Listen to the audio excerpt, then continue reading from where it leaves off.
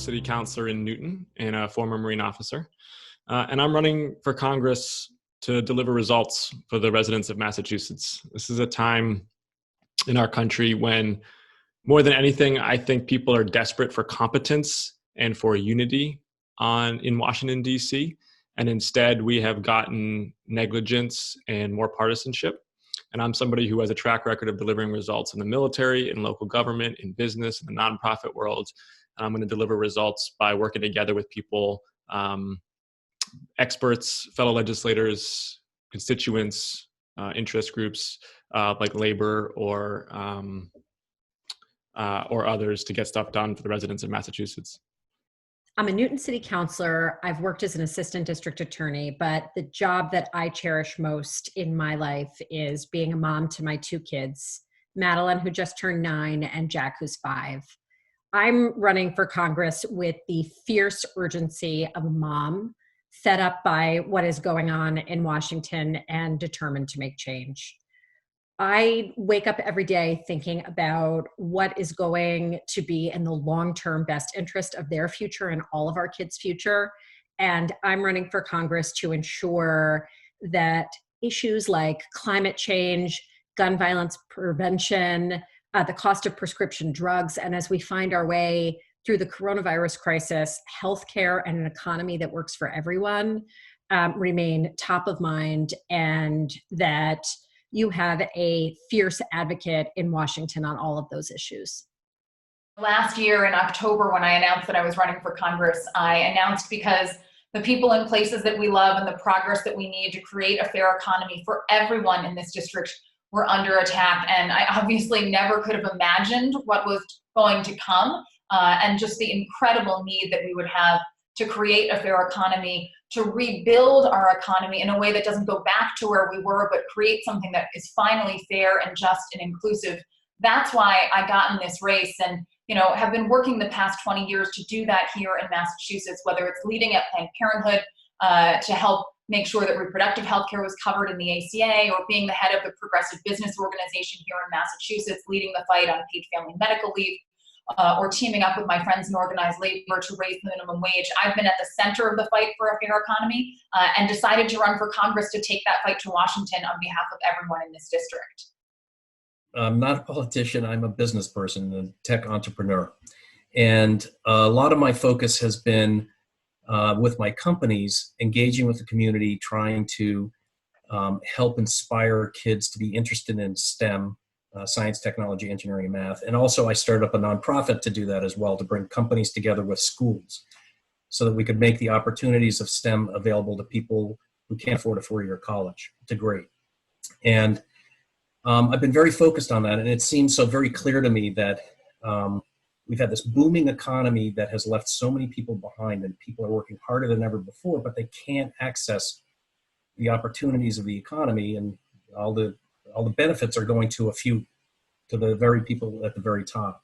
And I felt that, especially now, that it was important to try to bring that down to Washington, because we just have to restructure our education, our economy, so that people can access the opportunities of this century. And given my experience around both education and starting and building 21st century type businesses and creating jobs here in Massachusetts, I felt like that was the sort of experience we needed to get down in Washington.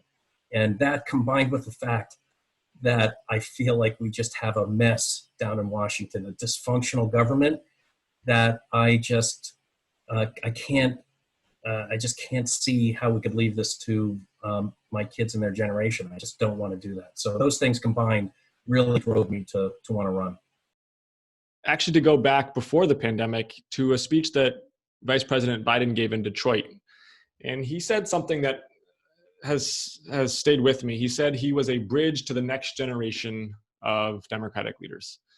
I think the implicit question there is, well, okay, a bridge to what type of leadership, though? The top candidates in this race by endorsements and fundraising and earned media coverage we're all in our 30s. And I think that the winner of this race is going to help answer the question that Vice President Biden asked. The winner is going to be a rising Democratic leader. The Massachusetts 4th is an important seat. It's a high profile seat. And there's sharp distinctions there. My perspective on the future of the Democratic Party is pragmatic progressivism, is bold ideas on climate change, on immigration, on jobs and economic recovery from COVID, of public health preparedness, of education for our kids in a time when cuts are unfortunately on the horizon. But doing so in a way that is not more ideological partisanship, but is instead about getting stuff done, about working together, about focused on solutions as opposed to focused on scoring points. Out of 435 members of Congress, we only have 25 who are mothers of school-aged children. I think that if we had 100 or 250 moms in Congress, it would change the conversation on everything, from healthcare to paid family and medical leave to immigration and gun violence prevention. And I think that that's a perspective that's needed and valuable, and that I'm proud to offer in this race. I believe that even in a crowded and talented field, I stand out as the only candidate who's lived the experience and fought the fights that represent this entire district. You know, I'm from a small rural area in Northeast Pennsylvania where industry left long ago, and unfortunately poverty rates are very, very high, and know what it feels like to have opportunity to leave your community and have your family and your friends and loved ones try to figure out a path forward. But that life experience has fueled my work for the past 20 years, fighting for a fair economy. And I'm the only person in this race who has been at the center of the fights for paid family and medical leave, for raising the minimum wage, for investing in transportation in communities that have been left behind, and clean energy and reproductive health. And I believe that that combination, that unique combination of lived experience and deep, successful professional experience makes me stand out in this field of talented people who have my respect. But I believe that I'm uniquely qualified to represent this entire district, north to south, and to help us create an economy coming out of this crisis that is fair and just and inclusive. I think the things that differentiate us are the experiences and the skills that we're going to bring down potentially to Washington, and what that means to us, and what we can accomplish in Congress. And, you know, as I mentioned, I think one of the biggest, well, frankly, the biggest driver of so many of our challenges is that we're going through this transformation in our society into the technology and information age, and our institutions haven't adapted. I'm the only one who has experience creating 21st century jobs. I started 3 companies that created hundreds of jobs and hundreds of millions of dollars of income for families in Massachusetts. I'm the only one who has a technology background. Right now, there are only 6 people in Congress who have a technology background, you know, background in the things that are driving our society. There are more radio talk show hosts, by the way, than technologists down there, which I guess is not too surprising. You know, as well, my experience around education and how we can change education to make it the opportunity more available to people who can't afford, you know, the huge debt that they end up having to get to college. And frankly, can't even afford 4 years out of the workforce.